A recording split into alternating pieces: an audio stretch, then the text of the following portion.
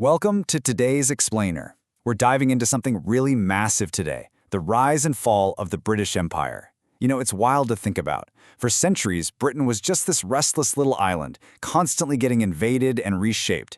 You had the Romans bringing their roads and bathhouses, the Angles and Saxons dropping in to literally give England its name, the Vikings crashing ashore, and the Normans taking over. It was chaotic. But out of all that chaos, it somehow morphed into a global superpower that at its peak governed a quarter of the world's population. So how on earth did that happen? Let's get right into it.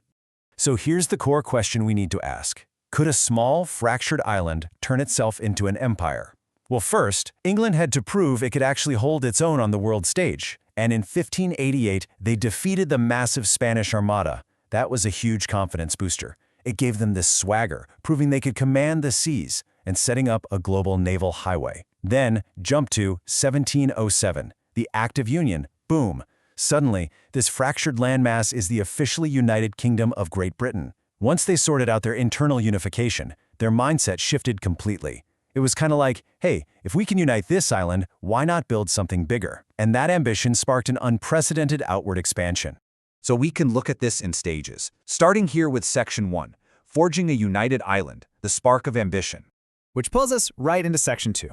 Profits, power, and famine, the engine of exploitation. Now, you might assume the British Crown was driving all this at first, right? Actually, the real economic engine was a private corporation, the East India Company. And this is crucial. They didn't just trade, they ruled. It's basically a corporate takeover of an entire subcontinent. Just look at their evolution. Clerks who were sent over just to manage ledgers basically became governors of vast territories. Simple trading forts ballooned into sprawling cities. And the treaties they signed with local rulers? They quickly became mechanisms to extract heavy taxes, especially in places like Bengal. It wasn't about a mutual partnership at all. It was about systematically extracting as much wealth as possible. And you really see the stark reality of that exploitation right here. The absolute priority was pure profit. But while the revenue was constantly flowing back to Britain and targets were being hit, the human cost was devastating. During the 1770 Bengal famine, millions of local people literally suffered and starved. The historical analysis points out that this wasn't just some unavoidable natural disaster. The massive death toll was deeply tied to an administrative focus on wealth extraction over human welfare. Profits came first, period. Moving on to Section 3, the Cost of Expansion, a Rising Moral Price. So, London is sitting pretty, acting as the banker of empires. Raw materials come in, manufactured goods go out. It's a highly efficient machine. But for the indigenous populations on the other end, the moral and human price was staggering, and it just kept rising. Let's look at the timeline. In 1845, the potato blight completely hollows out Irish villages, and a lack of adequate intervention means millions either starve or are forced to flee. In 1857, deep-seated resentment sparked the Sepoy Uprising in North India. And by the late 1800s, during the Boer War, British forces are actively grinding down resistance by forcing civilians into grim concentration camps. These macroscopic colonial policies were inextricably linked to profound, widespread human suffering. Which brings us to Section 4, Mutiny and World Wars, Cracks in the Foundation. You can only extract and exploit for so long before resistance pushes back, hard. Over in Asia, the East India Company's rule had bred massive resentment. They were constantly cutting local pay, completely disregarding local customs, and basically wounding local pride at every turn. And their whole power dynamic rested heavily on the sepoys. What's a sepoy? Basically, they were Indian soldiers trained and armed by the British, but completely subjected to foreign officers. You can see the problem here, right? It's an absolute pressure cooker, blending strict military discipline with deep, deep cultural and economic grievances.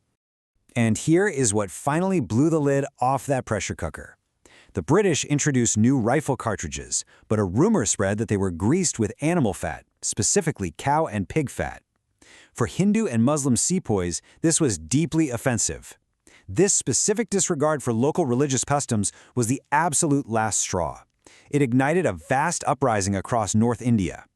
And while the revolt ultimately failed, it completely forced London's hand.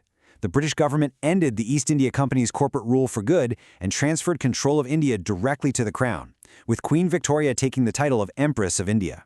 But direct rule definitely didn't mean smooth sailing forever. Let's contrast these two eras. Pre-1914, Britain is sitting on a quarter of the world's landmass, ruling hundreds of millions of people. But post-1945, it's a totally different reality. After fighting two brutal industrial world wars where the empire poured incredible amounts of men, resources, and wealth into the trenches and the Blitz, the imperial project was essentially bankrupt. Britain stood on the winning side, sure, but they were broke, scattered, and suddenly surrounded by colonies that had heavily contributed to the war effort and were now demanding their own freedom. Let's look at how that unfolded in Section 5. The empire dissolves, a rapid decolonization. Think about it. How does a fractured, war-exhausted nation hold on to an empire when the colonies themselves absolutely refuse to stay? Well, spoiler alert, you don't. The domino effect was incredibly rapid. In 1947, after years of Gandhi's non-violent protests, keeping India was impossible. The subcontinent gained independence and split into India and Pakistan. And once that massive piece of the empire fell, the rest followed suit. Throughout the mid-20th century, nations across Africa, the Caribbean, and the Middle East claimed their independence. Britain generally didn't fight to keep them, they just lowered the flags and signed the treaties. Finally, in 1997, they handed Hong Kong back to China. But remember, while the flags were lowered, centuries of colonial rule left deep economic and cultural scars on indigenous populations globally, scars that still shape international relations today. Section 6. A Post-Imperial Legacy, Modern Britain. With the empire gone, Britain had to reinvent itself quickly. Instead of ruling the world, they had to figure out how to just join it. Domestically, they birthed the National Health Service to care for their own citizens. But crucially, the nation's streets, culture, and very identity were fundamentally reshaped by waves of immigration from the very colonies they used to rule. Today's UK is smaller, yes, but it's louder and beautifully more diverse. They remain deeply tied to their imperial past through culture and the Commonwealth, but they're also a nation grappling with a modern identity crisis. From the 2008 financial crash to years of economic austerity to the deep political fractures of Brexit, the island is constantly adapting and debating its own history. I want to leave you with this final, genuinely provocative question right from our source material. What does it mean to be Great Britain when the empire is long gone and the world no longer waits for your lead? It really makes you think, doesn't it? The long shadow cast by centuries of relentless expansion and economic extraction doesn't just vanish overnight when the flags come down. The legacy of the British Empire, its massive scale, its innovations, and its profound, often devastating impact on indigenous populations continues to shape our modern world in ways we're still trying to fully grasp. Thank you so much for joining me for this explainer. I hope this gave you a compelling look at a truly complex piece of history.